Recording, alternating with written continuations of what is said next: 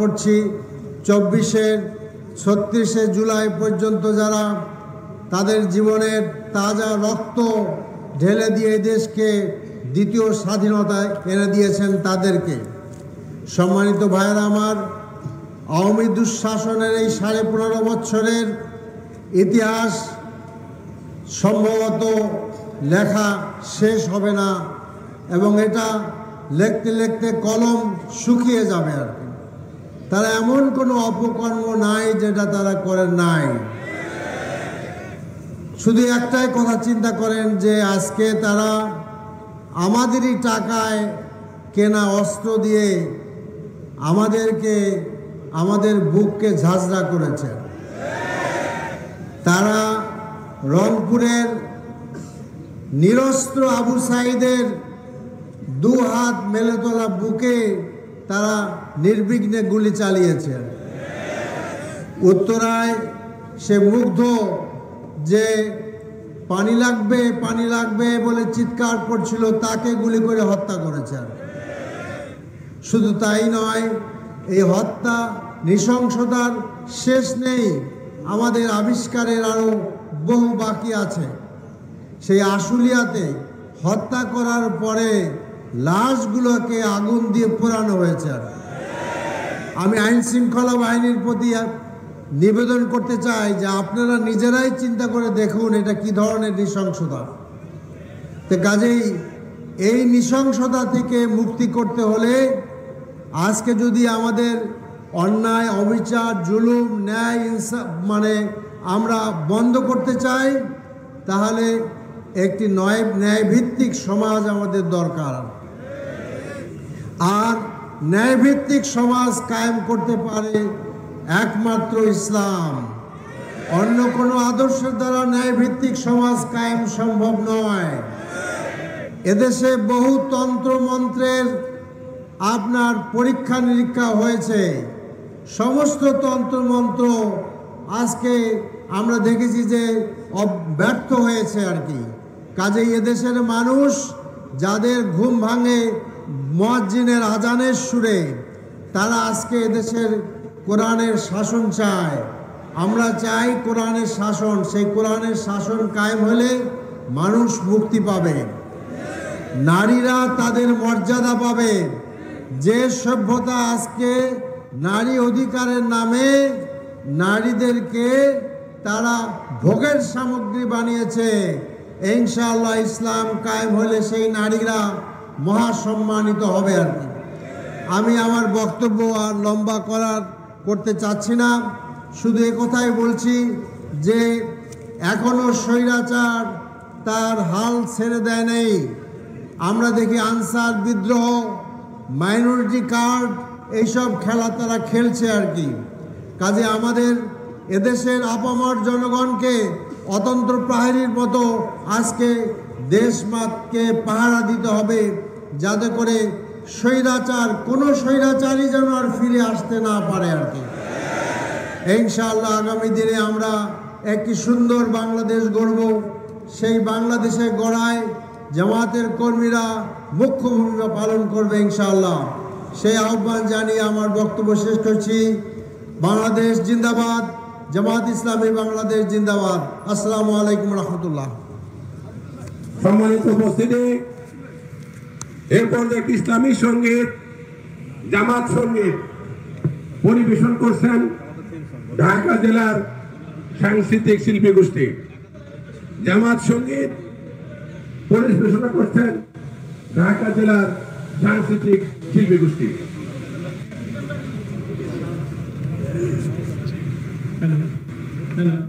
ভাই বোন এখানে যাবে।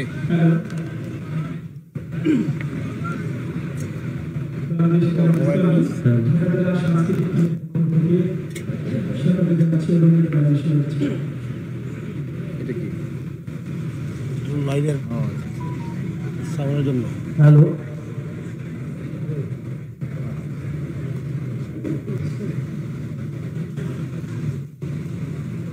আগে দেবো, আগে লাগা দেবো।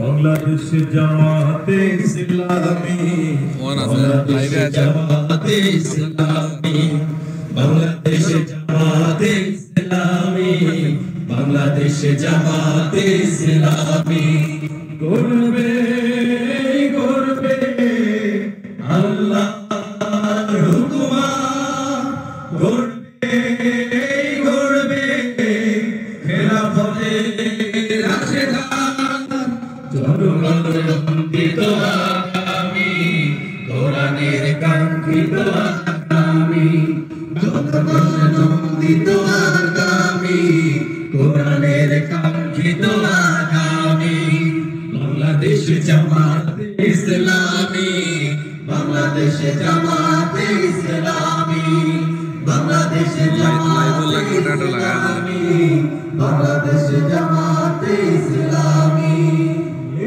নতুন কথা বলবে নদীরাদি গুণ বেগে চলবে নতুন কথা বলবে নদীরাদি গুণ বেগে চলবে রহমের বাড়ি ধারা আসবে নামি বাংলাদেশ জামাতে ইসলামী বাংলাদেশ জামাতে ইসলামী বাংলাদেশ জামাতে ইসলামী বাংলাদেশ জামাতে ইসলামী পাখিরা নতুন গান গাইবে শিশুরা নতুন প্রাণ পাইবে পাখিরা নতুন গান গাইবে শিশুরা নতুন প্রাণ পাইবে উঠবে নতুন এক সূর্য জানি বাংলাদেশ জামাতে ইসলামী বাংলাদেশ জামাতে ইসলামী বাংলাদেশ জামাতে ইসলামী বাংলাদেশ জামাতে ইসলামী সব হারা মানুষ আর কাঁদবে না ভিখারির মতো হাত পাতবে না সব হারা মানুষ আর কাঁদবে না ভিখারির মতো হাত পাতবে না জুলুমার বিচার জামে থামি বাংলাদেশ জামাতে ইসলামী বাংলাদেশ জামাতে ইসলামী বাংলাদেশ জামাতে ইসলামী বাংলাদেশ জামাতে ইসলামী লাঞ্ছিত শ্রমিকের হবে জয় বঞ্চিত কৃষকের হবে জয় লাঞ্ছিত শ্রমিকের হবে জয় বঞ্চিত কৃষকের হবে জয় অধিকার পাবে ফিরে মুক্তিকামী বাংলাদেশ জামাতে ইসলামী বাংলাদেশ জামাতে ইসলামী বাংলাদেশ জামাতে ইসলামী বাংলাদেশ জামাতে ইসলামী শহীদের রক্ত বাস্তবে ইসলামী রাষ্ট্রের রূপ নেবে শহীদের রক্ত বাস্তবে ইসলামী রাষ্ট্রের রূপ নেবে উঠবে নতুন এক সূর্য জানি বাংলাদেশ জামাতে ইসলামী বাংলাদেশ জামাতে ইসলামী বাংলাদেশ জামাতে ইসলামী বাংলাদেশ জামাতে ইসলামী গড়বে গড়বে আল্লাহর হুকুমা গড়বে গড়বে খেলাফতে রাশেদার জনগণ নন্দিত আগামী কোরআনের কাঙ্ক্ষিত আগামী জনগণ নন্দিত আগামী কোরআনের কাঙ্ক্ষিত আগামী বাংলাদেশ জামাতে ইসলামী বাংলাদেশ জামাতে ইসলামী বাংলাদেশ জামাতে ইসলামী বাংলাদেশ জামাতে ইসলামী আসসালামু আলাইকুম ওয়া আলাইকুম আসসালাম ওয়া রাহমাতুল্লাহ মারহাবা একটি দৃষ্টি আকর্ষণী আমাদের এই কর্মী সম্মেলনে জাতীয় পতাকা এবং জামাত ইসলামের পতাকা ছাড়া অন্য কোনো কালারের পতাকা যারা আনছেন তারা মেহেরবানি করে এই পাশে এখন একটা পতাকা উঠতেছে জাতীয় পতাকা জামাত ইসলামের পতাকা ছাড়া অন্য কোনো পতাকা উঠবে না যারা এনেছেন মেহেরবানি করে খুলে ফেলেন সম্মানিত উপস্থিতি এরপরে বক্তব্য রাখছেন, যার বক্তব্য শোনার জন্য আমরা অধীর আগ্রহ প্রকাশ করছি। আজকের অনুষ্ঠানের সম্মানিত প্রধান অতিথি, আজকের ঐতিহাসিক কর্মী সম্মেলনে বক্তব্য রাখছেন আমির জামাত ডাক্তার শফিকুর রহমান। বক্তব্য রাখছেন আমির জামাত ডাক্তার শফিকুর রহমান।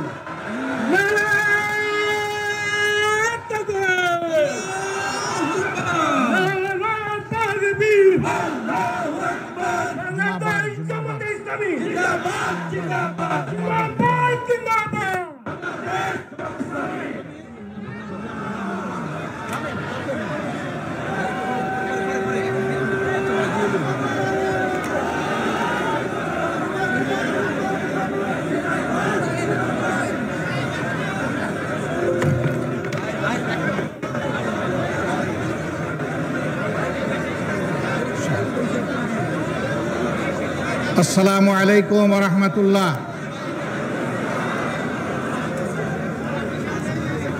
অর্ধেক সালাম আর অর্ধেক স্লোগান। আবার সালাম দিচ্ছি, আসসালামু আলাইকুম ওয়া রাহমাতুল্লাহ। আলহামদুলিল্লাহি রাব্বিল আলামিন ওয়াসসালাতু ওয়াসসালামু আলা রাসূলিহিল কারীম ওয়া আলা আলিহি ওয়া সাহবিহি ওয়া আহলি বাইতি আজমাইন, আম্মা বা'দ।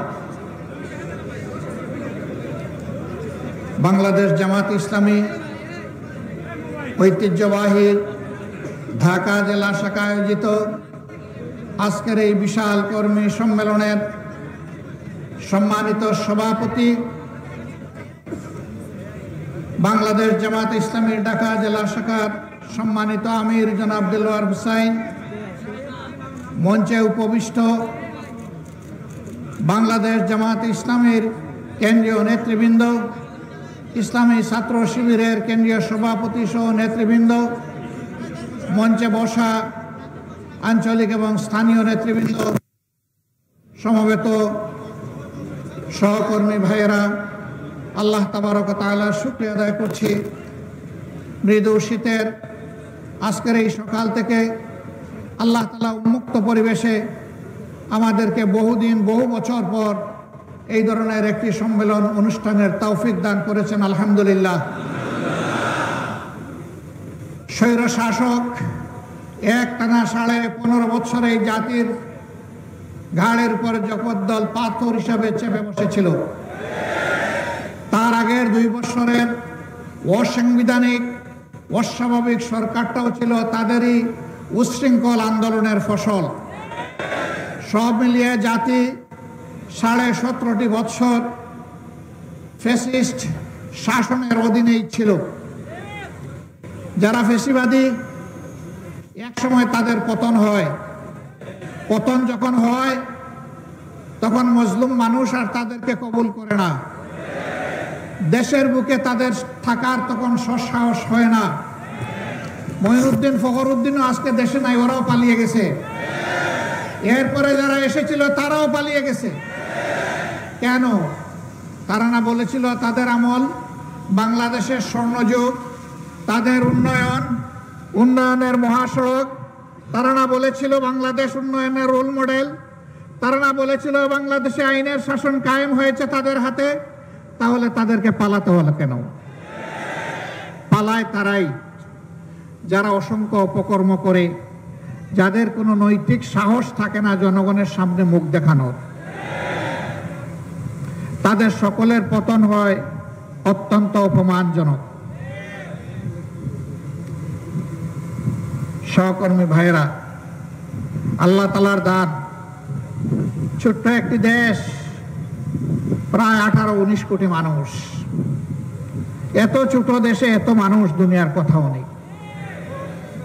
কিন্তু এটাও ঠিক, যেই দেশের 1 ইঞ্চি জমি এমন নেই যেখানে আল্লাহ নিয়ামত দান করেননি। জমির উপরিভাগ সবুজ, নিচে আল্লাহ তাআলা দিয়েছেন খনিজ সম্পদ, পানিতে আল্লাহ সম্পদ দান করেছেন, পানির নিচেও আল্লাহ খনিজ সম্পদ দান করেছেন। এমন সুষম দেশ দুনিয়ার বুকে খুব কমই আছে। বহু দেশ আমাদের চাইতে 20-30 গুণ বড়, কিন্তু সেখানে হাজার হাজার মাইল মরুভূমির পর মরুভূমি। একটা গাছ ফলাতে হলে তাদেরকে অনেক পরিশ্রম করতে হয়, অনেক বিনিয়োগ করতে হয়। আর বাংলাদেশে পাখি আমাদের ফলের বীজ খায়, ফল খায়, আস্তে করে বীজটা ছেড়ে দেয়, সেখান থেকে গাছ ওঠে। এরকম একটি সম্ভাবনার বাংলাদেশ। 53টি বছর এক এক করে চলে গেল 72-এর পরে, আবার এর আগে 23টি বছর চলে গেল 47-এর পরে। যারা এই ক্ষমতায় এসেছে, এই 2 দফা স্বাধীনতার সময় যাদের নেতৃত্বে দেশ স্বাধীন হয়েছিল, তারা জনগণকে ধোঁকা দিয়েছে। তারা জনগণের সাথে দেওয়া একটা কথাও রক্ষা করে নাই। তারা জনগণের সেবক হওয়ার কথা বলে জনগণের মালিক এবং জমিদার হয়ে বসেছিল।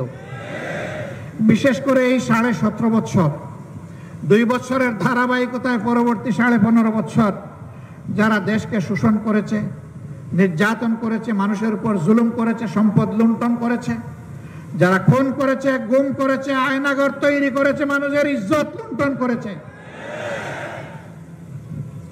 এরা দেশকে গুরুস্থান কিংবা শ্মশানে পরিণত করেছে। তারা বলতো তাদের আমলে দেশে নাকি শান্তি বিরাজ করছে। আমরা তখনও বলেছি, হ্যাঁ, এই শান্তি হচ্ছে কবরস্থানের শান্তি। কবরস্থানে সমস্ত মৃত মানুষের নিবাস, ওখানে কারো কণ্ঠ শোনা যায় না। অর্থাৎ তারা মানবতাকে হত্যা করে শান্তি কায়েম করেছিল। মানুষের সম্পদ চুরি করে, লুণ্ঠন করে বিদেশে তারা কাড়ি কাড়ি টাকা জমিয়েছে। তাদের এত লিপ্সা, পেট তাদের এত বড়, সেই পেট কিছুতেই ভরে না। হ্যাঁ, আদম সন্তানের পেট ভরবে কবরের মাটিতে।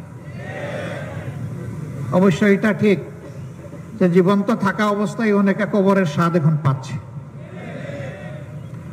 যারা নিরীহ মানুষকে আয়না করে রেখে দিন, সপ্তাহ, মাস অতিক্রম করে বছরের পর বছর অন্ধকার প্রকোষ্ঠে রেখে আজানটা পর্যন্ত শুনতে দেয়নি, আজকে তাদের পরিণতি দেখেই জাতির শিক্ষা নেওয়া উচিত। এদেশের জনগণ একটা পরিবর্তনের জন্য ছাত্রদের পাশে বুক চিতিয়ে দাঁড়িয়েছিল এই 24-এ। 47 থেকে শুরু করে, 71 থেকে শুরু করে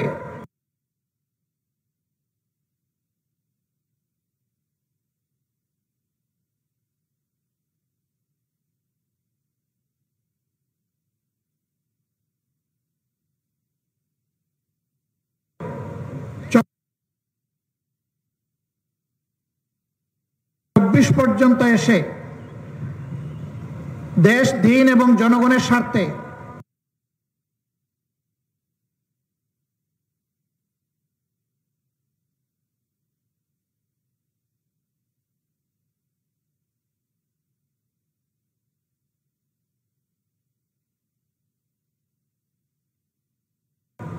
যারা জীবন দিয়েছেন, আমরা তাদের সকলের প্রতি গভীর শ্রদ্ধা জ্ঞাপন করছি।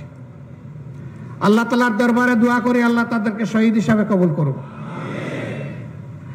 যারা বুক চিতিয়ে যুদ্ধ করেছেন, যে সন্তানেরা 24 সালে আল্লাহ তাআলার পক্ষ থেকে শক্তি পেয়ে একটা অসম্ভবকে সম্ভব করেছে, আমরা তাদেরকে আমাদের ভালোবাসা উপহার দিচ্ছি।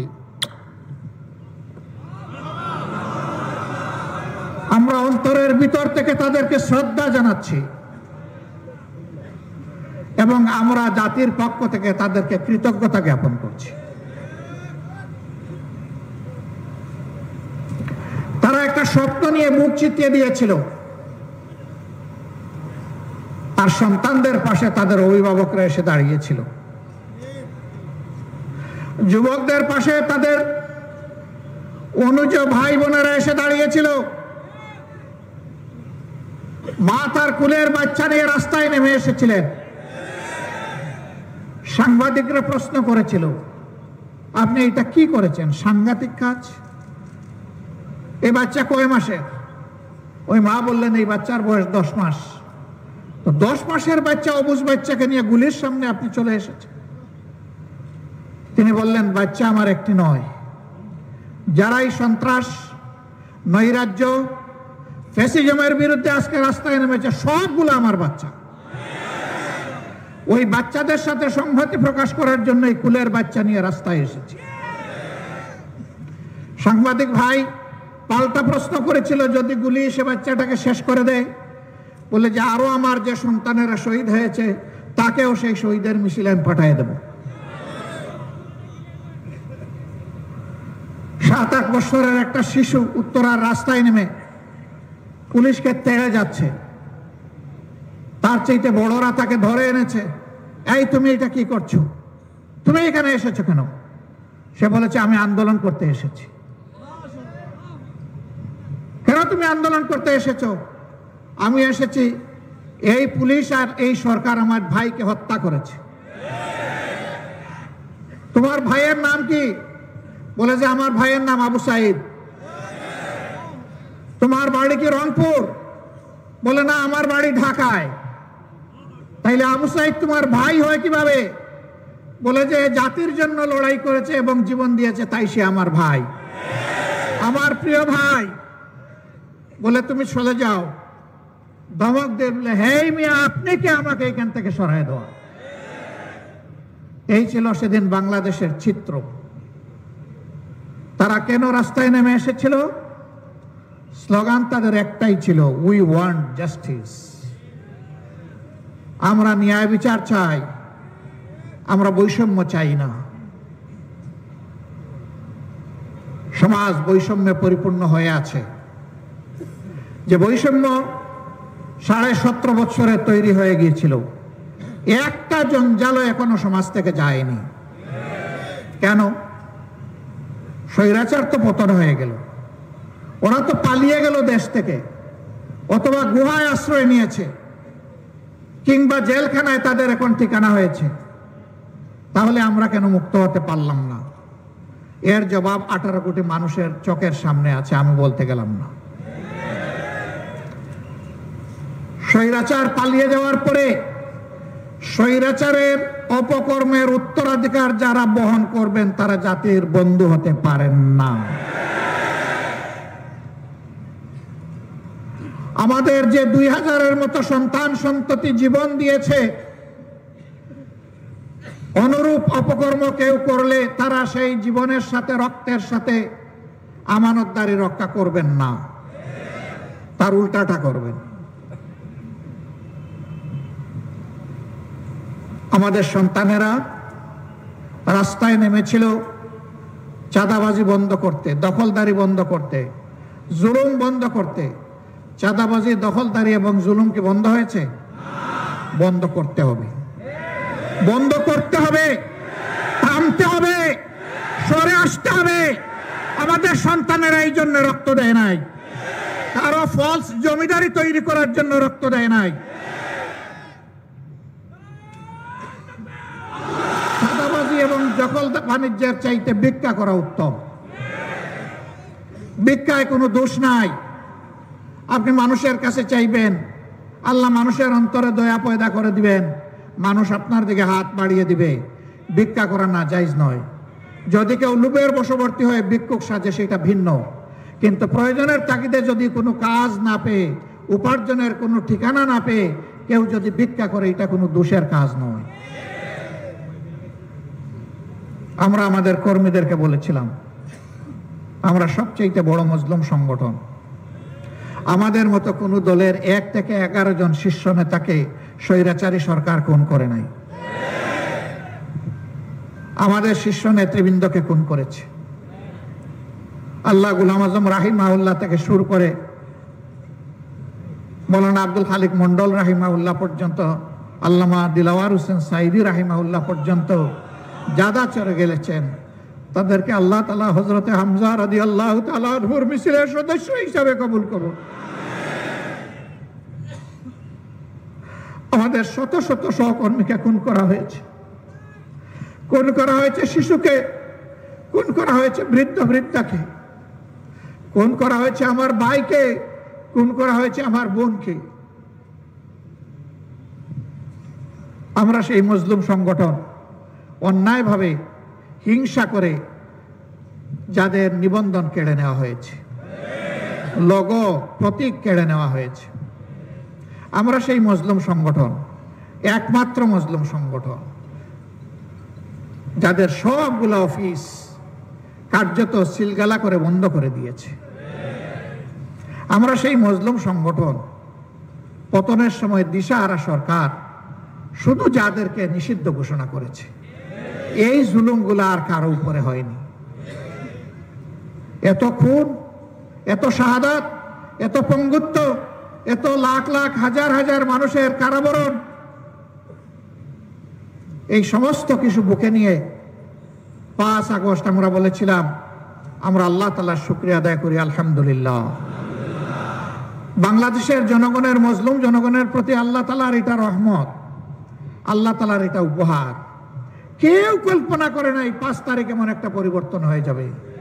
আমি ছাত্রদের কথাও জানি, তারাও কল্পনা করে নাই 5 তারিখে এই পরিবর্তন হবে। এই অসম্ভবকে সম্ভব করেছেন আল্লাহ রাব্বুল আলামিন।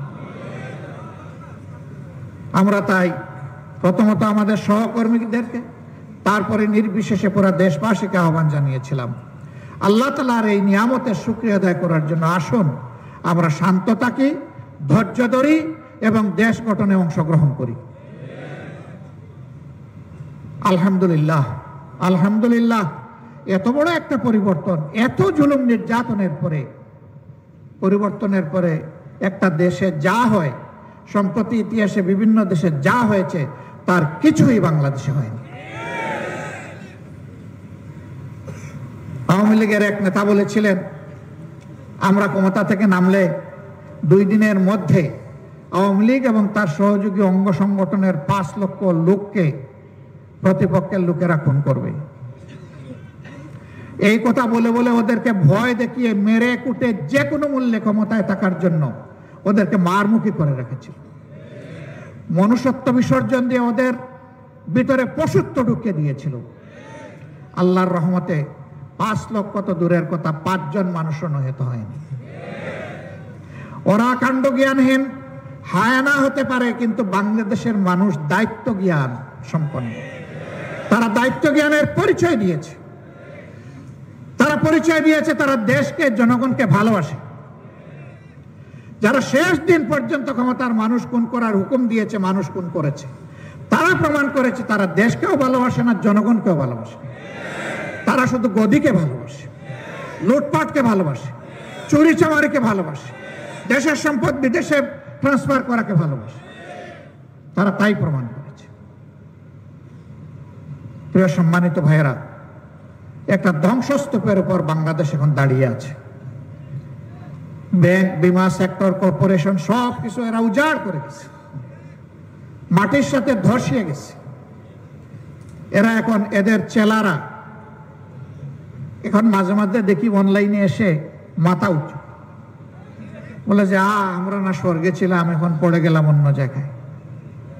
হ্যাঁ, স্বর্গ তোমাদের জন্য ছিল, এটা সঠিক, আর বাংলাদেশের মানুষের জন্য এটাকে তোমরা বানিয়েছিলে নরক।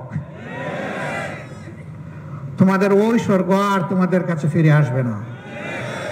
এখন বাংলাদেশের মানুষের কাছে কিভাবে স্বর্গ ফিরে আসে সেই চেষ্টাই আমরা করে যাব ইনশাআল্লাহ।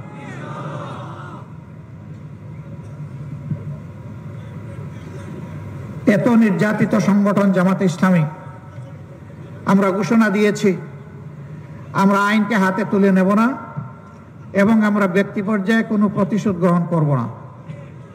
আপনারা বলেন আমরা কি আমাদের কথা রক্ষা করেছি? আপনারা রক্ষা করেছেন, আল্লাহ শুকরিয়া এবং আপনাদেরকে কৃতজ্ঞতা। আমরা বলেছিলাম চাঁদাবাজি নাপাক জিনিস, আমরা কোনোদিন করি নাই। আমাদেরকে আমাদের সম্মানিত নেতৃবৃন্দ এটা শিখান নাই। আমরা কোনো চাঁদাবাজি করব না এবং চাঁদাবাজি আমাদের সামনে হতে দেখলে আমরা যতদূর সম্ভব সেটা প্রতিরোধ করব। আপনারা কি আমাদের এই আহ্বান রক্ষা করেছেন? একটা করেছেন, আর একটা পারেন নাই, আমরা জানি। নিজেরা চাঁদাবাজি করছেন না, কিন্তু চাঁদাবাজদেরকে আপনারা থামাতে পারছেন না। অবশ্য চাঁদাবাজদেরকে থামানো আমাদের দায়িত্ব না, এটা রাষ্ট্রের দায়িত্ব। রাষ্ট্র উদ্যোগ নিলে আমরা রাষ্ট্রকে কথা দিচ্ছি আমরা রাষ্ট্রের সাথে থাকবো ইনশাআল্লাহ।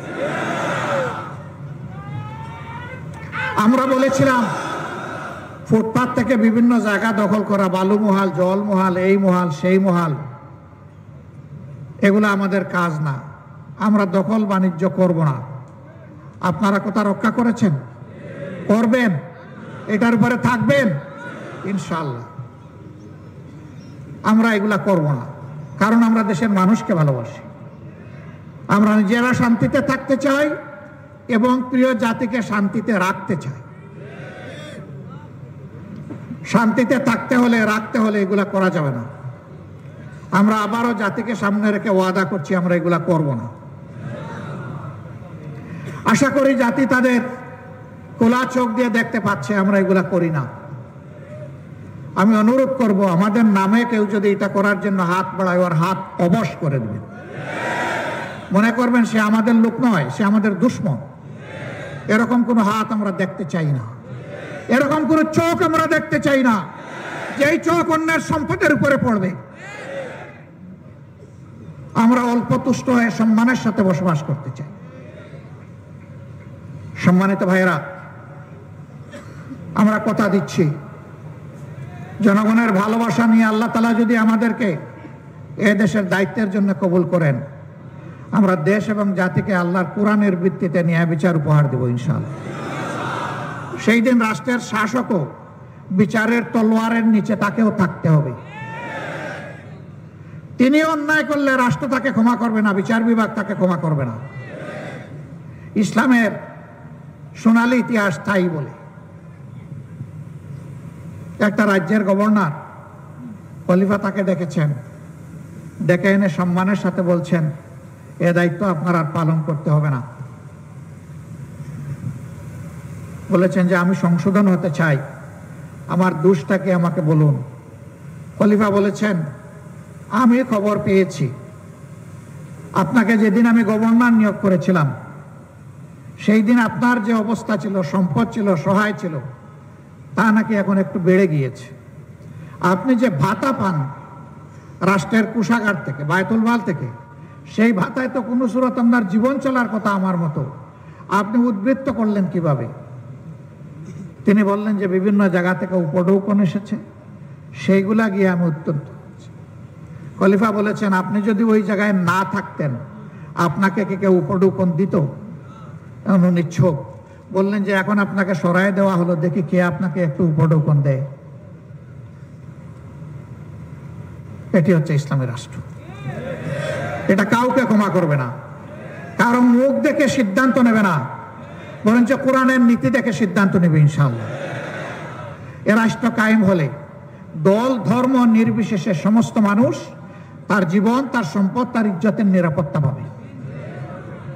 সে নিরাপত্তা পাবে বেঁচে থাকার সম্মানজনকভাবে, গ্যারান্টি পাবে তার মেধা বিকাশের, গ্যারান্টি পাবে তার মেধা এবং যোগ্যতা অনুযায়ী হাতে কাজ পাওয়ার।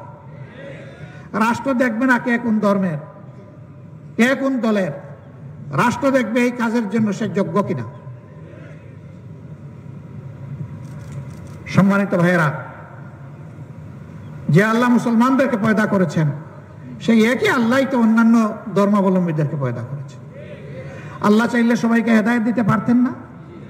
না, আল্লাহ কাউকে জোর করে হেদায়েত দেন না। এই জন্য ধর্ম গ্রহণ করার পূর্ণ এখতিয়ার মানুষের উপর আল্লাহ ছেড়ে দিয়েছেন।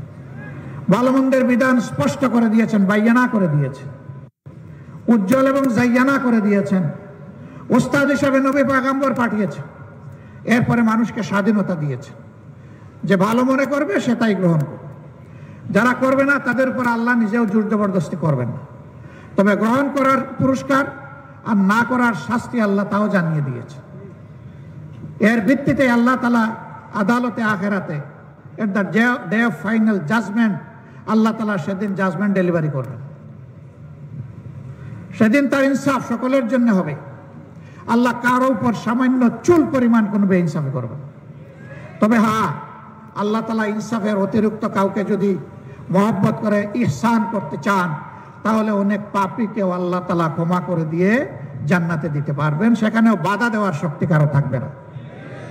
এই জন্যই তিনি আল্লাহ, এই জন্যই তিনি সমস্ত সৃষ্টির স্রষ্টা। সেই মহান স্রষ্টা যে বিধান দিয়েছেন, দিয়ে বলতেছেন যে এইটাই তোমাদের জন্য কল্যাণকর, মানবতা এখানেই শান্তি এবং ইজ্জত পাবে, নিরাপত্তা পাবে। আল্লাহর সার্টিফাইড করা সেই বিধানই আমরা, বিধানের দিকেই মানুষকে আমরা ডাকি। এর বাইরে আমাদের মন গড়া কোনো তন্ত্রমন্ত্র মতবাদের দিকে আমরা ডাকি না। বলবেন যে এই যে সোনার রাষ্ট্র আপনারা কায়েম করার ওয়াদা দিচ্ছেন, এরকম সুন্দর সুন্দর ওয়াদা তো ক্ষমতায় যাওয়ার আগে সবাই দেয়, কিন্তু ক্ষমতায় গেলে যে ভুলে যায়। আপনারা যে ভুলবেন না তার গ্যারান্টি কি? এ প্রশ্ন তো আসতেই পারে, আসতে পারে না? হ্যাঁ, গ্যারান্টি আছে। গ্যারান্টি আগামীর নয়, গ্যারান্টি যেটা হয়ে গেছে ওইটা দিয়েই প্রমাণ করতে হয়। 53 বছরের স্বাধীন বাংলাদেশের ইতিহাস, দুইজন মন্ত্রী এমন ছিলেন, তাদের অসংখ্য শত্রু ছিল, আদর্শিক শত্রু। মিথ্যা অপবাদ দিয়েছে, গালিগালাজ করেছে, মিথ্যা অভিযোগে ফাঁসিও দিয়েছে। কিন্তু এই তিনজন 3টা মন্ত্রণালয়ে যখন দায়িত্ব পালন করেছেন, তারা মাইক্রোস্কোপ, টেলিস্কোপ দিয়ে কোনো অপরাধ অথবা কোনো দুর্নীতি আবিষ্কার করতে পারেননি।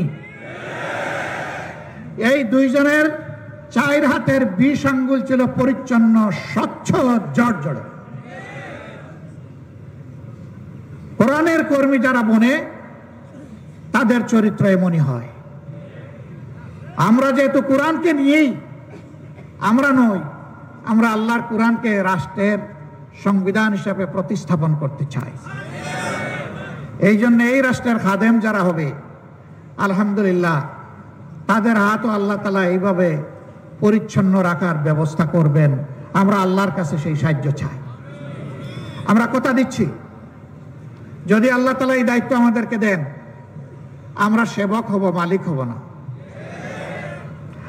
আমরা হব আল্লাহর গোলাম আর জনগণের সেবক। আমরা আল্লাহ ছাড়া এই রাষ্ট্রে কাউকে ভয় করব না, এবং এই রাষ্ট্রের জনগণকে আল্লাহ ছাড়া কাউকে ভয় করতে হবে না। অমুক এসে জাপটা মারবে, তমুক এসে দখল করবে, অমুক আমাদের ঘাড়ে ধরবে, অমুক আমাদের মাথার উপরে উঠবে, এ রাষ্ট্রের নাগরিকদেরকে এই ধরনের দুশ্চিন্তা করতে হবে না। কারণ আল্লাহ যাদের পক্ষে থাকেন, আল্লাহ নিজেই বলছেন যে রাব্বুল আলামিন কি করবেন? তিনি মওলা হিসাবে যথেষ্ট। হাসবুনাল্লাহু নি'মাল ওয়াকিল। এই রাষ্ট্রের তত্ত্বাবধায়ক হবেন তিনি। নি'মাল মওলা, অভিভাবক হবেন তিনি।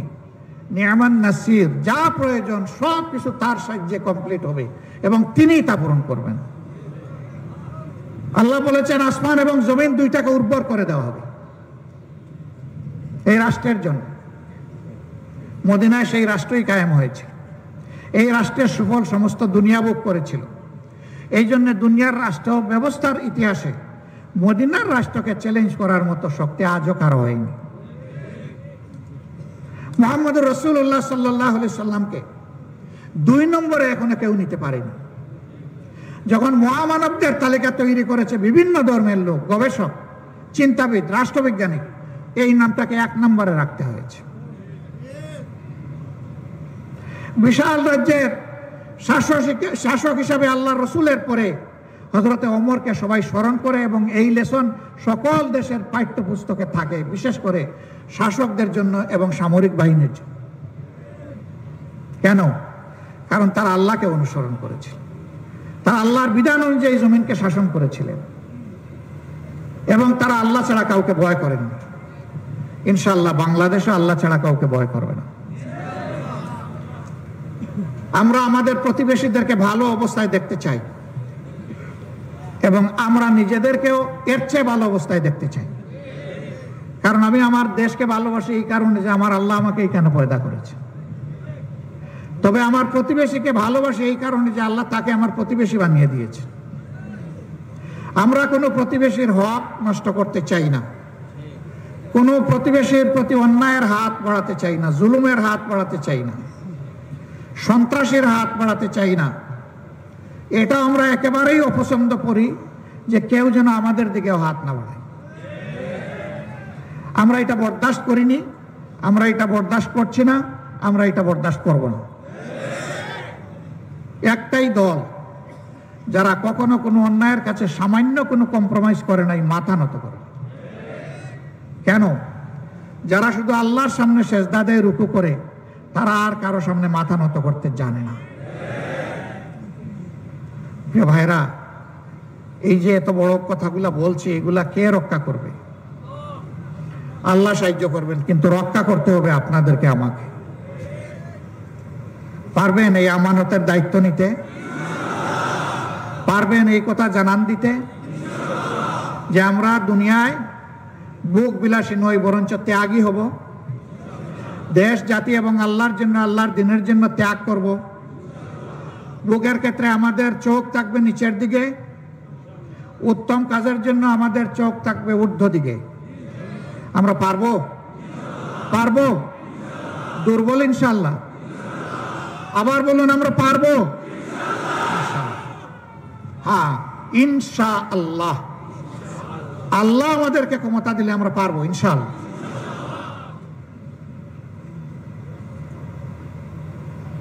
সংগ্রামী সহকর্মীবৃন্দ, এখন যারা দেশের দায়িত্বে আছেন, তারা একটা বিপ্লবের ফসল, একটা গণ অভ্যুত্থানের ফসল। তারা জোর করে ক্ষমতায় বসেননি। তাদেরকে আপামর জনগণ, মজলুম জনগণ, নির্যাতিত জনগণ, বিপ্লবী জনগণ তাদেরকে এই দায়িত্ব দিয়েছে। তাদের কাছে রক্তের আমানত, অসংখ্য পঙ্গু ভাই বোনের আমানত। তাদের কাছে এই দেশের মজলুম জনগণের আমানত। আমরা তাদেরকে অনুরোধ করব, অতীতে যারা হাত ময়লা করেছে, দুর্নীতি করেছে, ঘুষ খেয়েছে, চাঁদাবাজি করেছে ক্ষমতার গরমে, আপনারা এই কয়জন মানুষ আল্লাহকে ভয় করে আল্লাহর রাস্তায় আপনারা স্বচ্ছ থাকুন।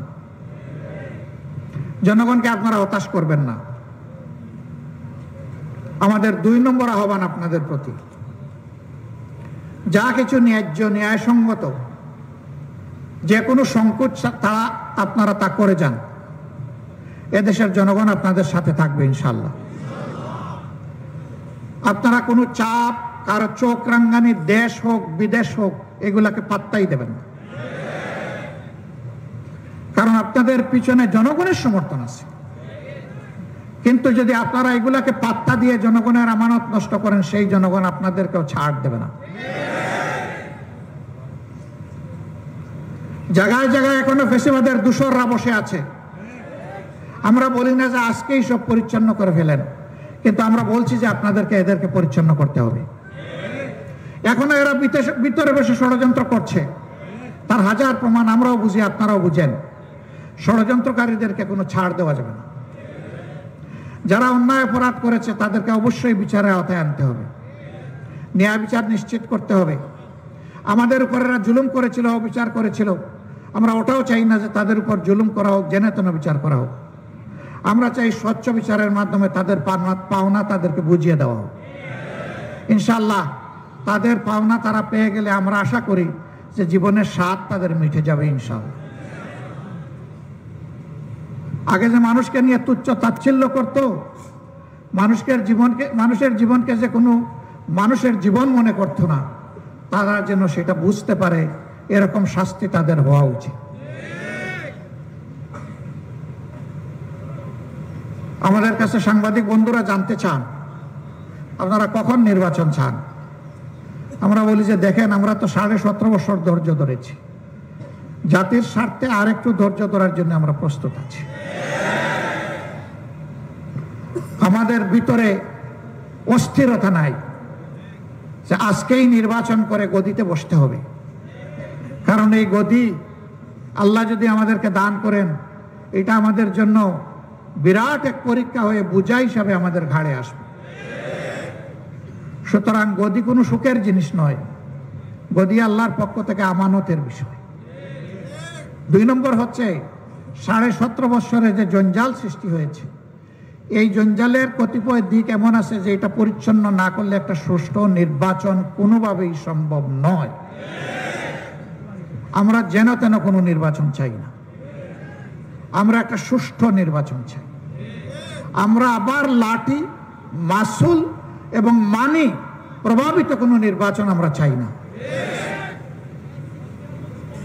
এখানে আমাদের মেসেজ একেবারে, বার্তা একেবারে স্পষ্ট। বলবেন তাইলে কি আরো 17.5 বছর অপেক্ষা করবেন? না, তাও না। যাদেরকে দায়িত্ব দেওয়া হয়েছে তারা সবাই সুশিক্ষিত মানুষ। এই দেশে তাদের জন্ম হয়েছে। এই দেশের 18 কোটি মানুষ যদি মজলুম হয়, তারাও মজলুম, তারাও অনেকে জুলুমের শিকার হয়েছে। তার সাক্ষী আমরা। আশা করি তারা মজলুম হিসাবে দেশের 18 কোটি মানুষকে তারা সম্মান করবেন। এই জন্যে যথার্থ সময়ের বাইরে একটা মিনিটও সংস্কারের জন্য তাদের নেওয়া উচিত নয়। আমরা যে যৌক্তিক সময় বলেছি, এটা তারাই ঠিক করুন। মাননীয় প্রধান উপদেষ্টা বলেছেন এবছরের শেষে অথবা আগামী বছরের শেষে অথবা তারপরের বছরের মধ্যখানের ভিতরে একটা নির্বাচন অনুষ্ঠিত হতে পারে। আমরা মোবারকবাদ জানাই, ইতিমধ্যে নির্বাচন কমিশন গঠন হয়েছে, আর তিনি নির্বাচনের ব্যাপারে ইঙ্গিত দিয়েছেন, সুস্পষ্ট কথা এখনো বলেননি। আমরা বলবো যে সংস্কারকে দ্রুত এগিয়ে নিন, যৌক্তিক সময়ে এগিয়ে নিন এবং ক্রমান্বয়ে সুস্পষ্ট ঘোষণাটাও দিয়ে দিন। আমি আজকেই দাবি করছি না, কিন্তু ঘোষণাটা হলে এদেশের মানুষের মধ্যে একটা আস্থা তৈরি হবে যে এই সরকার আবার মঈন ফখরের সরকারের মতো নতুন দল গঠন করে ক্ষমতায় বসার অভিলাষ প্রকাশ করবে না। এই সরকারের কেউ যদি রাজনীতি করতে চান, যদি কোনো দলে যুক্ত হতে চান, তাহলে তাদের দায়িত্ব হবে এই সরকার থেকে সরে যাওয়া। তারা সরকার থেকে সরে গিয়ে দল গঠন করলে সেটি হবে স্বচ্ছতা। কারণ এই সরকারে কোনো দলবাজ কেউ থাকুক, এটা আমরা চাই না। আমরা চাই অ্যাবসলিউটলি এটা হোক জনমানুষের সরকার। এরপরে জনগণের বুটে যারা আসবে তারা হবে দলীয় সরকার। দলীয় সরকার আসবে, কিন্তু দায়িত্ব পড়বে জনগণের। এই জন্য শতভাগ জনগণ তাদেরকে ভোট দিয়ে এখানে পাঠাবে না। এখানেও তাদেরকে ভোট দিয়ে কেউ পাঠায়নি, কিন্তু বিপ্লব যারা করেছে তাদের দোয়া এবং সমর্থন নিয়ে তারা গিয়েছেন। অতএব আমরা ধরে নিতে পারি তারা আপামর জনগণের সরকার। এটা যেন তারা বুঝেন, আর জনগণও যেন তাদেরকে ন্যায্য কাজে সহযোগিতা করেন। যদি তারা কোনো অন্যায় করেন, তাহলে আমরা কথা দিচ্ছি সবার আগে আমরা এই চিৎকার দিয়ে প্রতিবাদ করবো ইনশাআল্লাহ। অবশ্য প্রতিবাদ করার আগে তাদেরকে সংশোধন হওয়ার জন্য পরামর্শ দেব। তারা যদি সেই পরামর্শ গ্রহণ করেন, মোবারকবাদ। যদি গ্রহণ করেন, না করেন, জনগণকে সাথে নিয়ে চিৎকার আমাদেরকে দিতেই হবে, প্রতিবাদ আমাদেরকে করতে হবে। কারণ আল্লাহ তাআলা আমাদেরকে এ দায়িত্ব দিয়েছেন, যারা মুমিন মুসলমান তাদেরকে তাআওয়ানু আলাল বিররি ওয়াত তাকওয়া ওয়ালা তাআওয়ানু আলাল ইসমি ওয়াল উদওয়ান। ন্যায় এবং ভালো কাজে তোমরা সহযোগিতা করো পরস্পরকে, কিন্তু অন্যায় এবং মন্দ কাজে তোমরা করবে না। আমরাও করব। শুধুমাত্র ন্যায়ের কাজে, ভালো কাজে, দেশ গঠনের কাজে, সততার কাজে, দেশপ্রেমের কাজে আপনারা পাশে পাবেন। কিছুদিন আগেই সরকারকে ফেলে দেয় অবস্থা, ধাক্কাধাক্কি শুরু হয়ে গিয়েছিল, তাই না? সরকার সমস্ত রাজনৈতিক দলকে ডেকেছিল, যারা ফ্যাসিবাদ বিরোধী তাদের সবাইকে, আধিপত্যবাদ বিরোধী এই দলগুলোকে ডেকেছিল। আলহামদুলিল্লাহ, বাংলাদেশের 53 বছরের ইতিহাসে ডান বাম, ইসলামী অন ইসলামী বিভিন্ন আদর্শের সমস্ত দল এক আঙ্গিনায় একসাথে বসেছে, বসে বলেছে দেশ আমাদের সবার, অতএব কোনো সাম্রাজ্যবাদ, আধিপত্যবাদকে আমরা বরদাস্ত করব না। আমরা দেশের সাথে এক আছি। সরকার যতদিন পর্যন্ত দেশের স্বাধীনতা এবং সার্বভৌমত্বের প্রহরীর কাজ করবে, আমরা ততদিন এই সরকারের পাশে আছি, সাথে আছি। কাজে এই সরকারকে তো সমস্ত রাজনৈতিক দল ম্যান্ডেট দিয়েছে, আপনারা আগান, কিন্তু জনগণকে হতাশ করবেন না। আপনারা বাজার মূল্যে আমরা জানি আগের সরকারের প্রতিষ্ঠিত সিন্ডিকেট এখনো আপনারা ভাঙতে পারেন নাই, কিন্তু এটাও ভাঙতে হবে, এটাও ভাঙতে হবে। এই ভাঙনে আমরা আপনাদের সাথে থাকবো। আপনারা উদ্যোগ গ্রহণ করুন, উদ্যোগ আপনাদেরকে নিতে হবে। যদি হাত বদল হয়ে থাকে, তাহলে নতুন যে হাতে আছে ওই হাত অবশ করে দেন। এরা জনগণের দুশ্মন। কোন দুশ্মনের হাতে আর বাংলাদেশের ইজারা আমরা দিতে চাই না। আর কারো জমিদারি বাংলাদেশ হবে না, জনগণ আর কারো ভাড়াটিয়া হবে না ইনশাআল্লাহ। এদেশের মানুষ ধর্ম দল নির্বিশেষে সমান অধিকার ভোগ করবে বাংলাদেশে। আমরা সেই বাংলাদেশ দেখতে চাই। আপনারাও কি সেটা চান? আমার এক ভাই বলেছেন যে নারীদের ব্যাপারে ভয় দেখানো হয়, জামাতে ইসলামী বা ইসলামী দল ক্ষমতায় আসলে কি হবে। সম্মানিত ভাইয়েরা, ইসলামী দলগুলো দায়িত্বশীলতার পরিচয় দিয়েছে, শুধু জামাত ইসলামী না। মজলুম হিসাবে ইসলামী দলগুলোই ছিল সবচেয়ে বেশি জুলুমের শিকার। হেফাজতের লোকগুলাকে কিভাবে শাপলা চত্বরে 13 সালের 5 মে খুন করা হয়েছে আমরা কি দেখি নাই? 21 সালে তাদের উপর কিভাবে তাণ্ডব চালানো হয়েছিল আমরা কি দেখি নাই? হাজার হাজার আলেমকে ধরে নিয়ে পায়ে ডান্ডা বেড়ি পড়ানো হয়েছিল আমরা কি দেখি নাই? আমরা সব দেখেছি। কিন্তু সেই জনগণই, আল্লাহর অশেষ মেহেরবানি, এই ইসলামী জনতা এ পরিবর্তনের সাথে সাথে 4 দিন তো বাংলাদেশে কোনো সরকারই ছিল না। সেই 4 দিন সরকার চালিয়েছে ইসলামী জনতা, ঘরে ঘরে দুয়ারে দুয়ারে পাহারা দিয়েছে, সকল ধর্মের সকল প্রতিষ্ঠানকে পাহারা দিয়েছে, দায়িত্বশীলতার পরিচয় দিয়েছে, মা বোনদের ইজ্জতের পাহারাদারি করেছে। তারা তো ইতিমধ্যেই প্রমাণ রেখেছে তাদের হাতে বাংলাদেশ কেমন হবে। তারা তো কারো কাছে আজ পর্যন্ত 2 টাকার চাঁদা চায়নি, জামাত ইসলামীও চায়নি, কোনো ইসলামী দলের কর্মীরাও চায়নি, আমাদের কাছে জানা নাই। কেন? সবাই আল্লাহকে ভয় করে এই জন্য। কেন? তারা দেশকে ভালোবাসে এই জন্যে। কেন? তারা মানুষকে ভালোবাসে এই জন্য। ইনশাআল্লাহ কোরআনের ভিত্তিতে যে দেশ হবে, সেই দেশে মা বোনেরা ইজ্জতের সাথে থাকবে। আমরা ঘোষণা দিয়েছি, মাদেরকে দেখবো আমাদের মা হিসাবে, বোনদেরকে দেখবো আমাদের সহদরা বোন হিসাবে, আর যারা আমাদের চাইতে ছোট, আমাদের মেয়েদের সমান, তাদেরকে দেখবো আমাদের ঔরসজাত মেয়ের মর্যাদায় ইনশাআল্লাহ।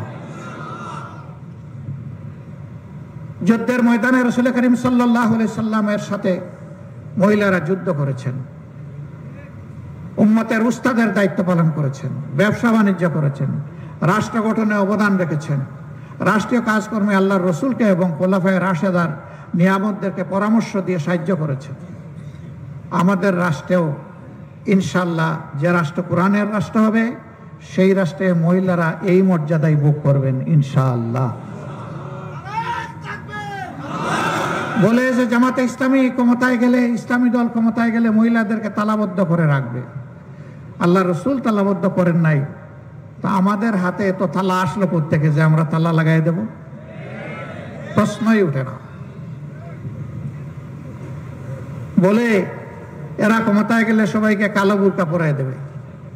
বুরকা কালো পরবে নাকি বড় চাদর পরবে, না জিলবাব পরবে, নাকি অন্য ধর্মের মেয়েরা তারা তাদের মতো ড্রেস পরিধান করবে, রাষ্ট্র তাদের উপর এটা চাপিয়ে দেবে না। তবে রাষ্ট্র ভালোর জন্য উৎসাহিত করবে। তারা উৎসাহিত হয়ে, আমরা বিশ্বাস করি গর্বের সাথে, সকলেই নিজের ইজ্জত, নিজের সম্মানকে আরো উপরে তুলে ধরার জন্য তারা ইনশাল্লাহ গর্বের ইজ্জতের পোশাক পরিধান করবেন ইনশাল্লাহ। কাউকেই চাপিয়ে দেওয়া হবে না। আমাদের হাতে এত টাকা নাই, এত কারলা বুরকা আমরা বানাইতে পারবো না।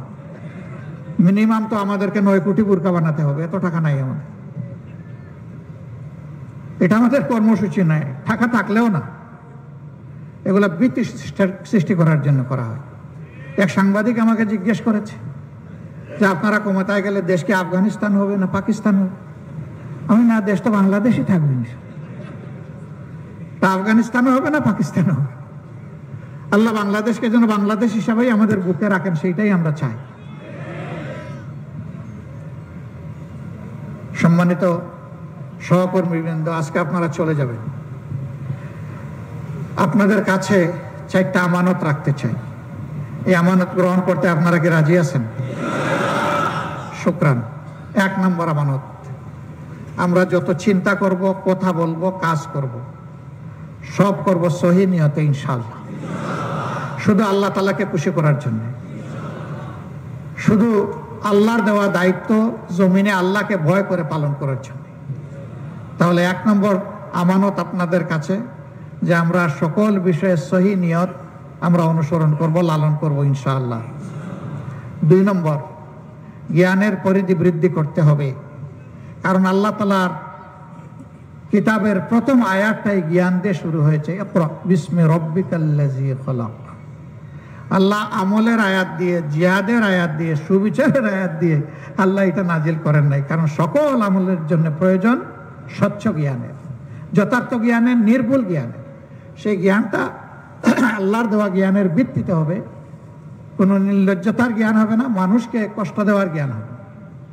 অতএব জ্ঞানের পরিধি আমাদের সম্প্রসারিত করতে হবে, এই কাজে আমাদেরকে মনোনিবেশ করতে হবে। জ্ঞানে যারা শ্রেষ্ঠত্ব দুনিয়ায় যখনই অর্জন করেছে, দুনিয়ার পরিচালনার ভার আল্লাহ তাদের হাতে দিয়েছে। জ্ঞানে গরিব থেকে, ফকির থেকে দুনিয়ার ভার নেওয়া যাবে না, সম্ভব নয়। অতএব জ্ঞান বিকাশে আমাদেরকে মনোযোগী হতে হবে। 2 নম্বর। 3 নম্বর, ন্যায়সঙ্গত কাজ করতে গেলে সামনে বাধা আসবে, চ্যালেঞ্জ আসবে, ভয় পাওয়া যাবে না। চ্যালেঞ্জকে হাসি মুখে কবুল করতে হবে, আল্লাহর পর ভরসা রাখতে হবে, সাহসিকতার সাথে সামনে এগিয়ে যেতে হবে। কারেজ, সহি নিয়ত, উইজডম। তৃতীয়টা হচ্ছে কারেজ। আমরা আল্লাহ ছাড়া আর কোনো কিছুকে পরোয়া করব না, পরোয়া করবো শুধু পরওয়ারদিগারকে ইনশাআল্লাহ। আর যা জীবন চলার পথে আবর্জনা হিসাবে আসবে, চ্যালেঞ্জ হিসাবে, সেইগুলাকে অপসারণ করার জন্য, সাফ করে দেওয়ার জন্য আল্লাহ যেন শক্তি দেন, ওই শক্তি যা দিলে সব আবর্জনা সাফ হয়ে যায়। 4 নম্বর হচ্ছে আমাদেরকে পরিশ্রমী হতে হবে। পরিশ্রমী ছাড়া কোনো জাতির কপাল বদলায় না। প্রথম 3টা আছে, কিন্তু অলস জাতি, এদের কপাল বদলাবে না। আমরা নিজে পরিশ্রমী হব, আমাদের জাতিকে ইনশাআল্লাহ পরিশ্রম। এই জাতিকে পরিশ্রমী করার জন্য আমাদের 2য় দফা আমরা প্রথমে বাস্তবায়ন করব। আমরা জাতিকে নৈতিকতা সমৃদ্ধ এই জীবনে শ্রেষ্ঠত্ব অর্জন করার জন্য শিক্ষা তাদের হাতে তুলে দেব ইনশাআল্লাহ। এই শিক্ষা থেকে ডাকাত বের হবে না, চোর লুটেরা বের হবে না, খুনি বের হবে না, ঐশী তৈরি হবে না, আয়নাগর পয়দা হবে না। এই শিক্ষা হবে নৈতিকতা সম্পন্ন, দায়িত্ববোধ সম্পন্ন শিক্ষা। আর এই শিক্ষিত হয়ে যারা বের হবে, তাদের শিক্ষার পাঠ চুকানোর সাথে সাথে তাদের উপযুক্ত কাজটি তাদের হাতে চলে আসবে। এই জন্য প্রত্যেকটি যুবকের কাজ, হাত হবে কর্মীর হাত ইনশাআল্লাহ। এই যুবকদের হাত দিয়েই আমরা বাংলাদেশ, আগামীর বাংলাদেশ গড়তে চাই। অতএব আমরা যুব সমৃদ্ধ একটা বাংলাদেশ দেখতে চাই। এই পটেনশিয়াল ফোর্সের হাতে আমরা বাংলাদেশ তুলে দিতে চাই। যারা মুরব্বী তারা কি মন খারাপ করছে? আপনারাও যুবক, বয়স যাই হোক, 80 হোক, 90 হোক, কোনো সমস্যা নেই। যুবক থাকবেন, নিয়ত করেন, আল্লাহর কাছে দোয়া করেন, বলবেন যে আমি নিয়ত করলেই কি আমার সাদা দাড়ি কালো হয়ে যাবে নাকি? না, সাদা দাড়ি কালো হবে না, কিন্তু আপনার মন যদি যুবক থাকে, দাড়ি, চুল, ভ্রু কোন দিকে গেল খেয়াল করবেন না, চালায় যান। আপনি যুবক। আবার 30-35 বয়স, সব কিছু দেখলে মুশড়ে যায়, ভয় পায়, অলস, কাতর, ও হলো বুড়া। ওই বুড়া হওয়া যাবে না কাউকে। ইনশাল্লাহ সবাই যুবক থাকবেন তো? এবার মুরব্বীরাও খুশি হয়ে গেছে যে আমরাও যুবক আছি। সম্মানিত ভাইয়ের, আমি বলছিলাম যে আমরা যুব সমৃদ্ধ একটা সমাজ গড়বো ইনশাআল্লাহ। এটা মুখের কথা নয়, এটা কাজ দিয়ে আমরা প্রমাণ করবো ইনশাআল্লাহ তাআলা। এই দেশ তখন হবে বিশ্বের একটা শ্রেষ্ঠ দেশ, যেই দেশে দুর্নীতি অচল, ঘুষ খাওয়া অচল, চাঁদাবাজি অচল, কারো ইজ্জতের উপরে হাত দেওয়া অচল, এবং কোনো অপরাধ করলেন তার উপরে দণ্ড প্রয়োগ হওয়া অবশ্যম্ভাবী। সেই দেশটাই দুনিয়া আমরা উপহার দিতে চাই। এই জাতি একদিন মর্যাদার জাতি হিসাবে বিশ্বের দরবারে মাথা উঁচু করে দাঁড়াবে। আজকের কথাগুলোর সাক্ষী হয়ে গেল বিশ্ববাসী এই মিডিয়ার সুবাদে। আমি মিডিয়াকে সাক্ষী রাখলাম, আপনারা আপনাদের আর্কাইভে এই কথাগুলো আপনারা হেফাজত করবেন। যদি এর কোনো বিচ্যুতি দেখেন আমাদেরকে ধরে দেবেন, আমাদেরকে ছাড় দেবেন। আর যদি ভালো কিছু দেখেন তাহলে আপনাদেরকে আমরা সঙ্গে চাই। এমন একটা সমৃদ্ধ বাংলাদেশ, একটা বৈষম্যহীন ন্যায়ভিত্তিক বাংলাদেশ, সত্যিকারের একটা শান্তি এবং সোনার বাংলাদেশ গঠন করার জন্য আমরা এই মিডিয়ার মাধ্যমে প্রিয় দেশবাসীকে, তাদের কাছে আমরা ভালোবাসা চাই, তাদের দোয়া চাই, সমর্থন চাই, সহযোগিতা চাই, তাদেরকে আমরা পাশে চাই, তাদেরকে আমরা বুকে চাই, সাথে চাই। আল্লাহ তাআলা সবাইকে ভালো রাখুন।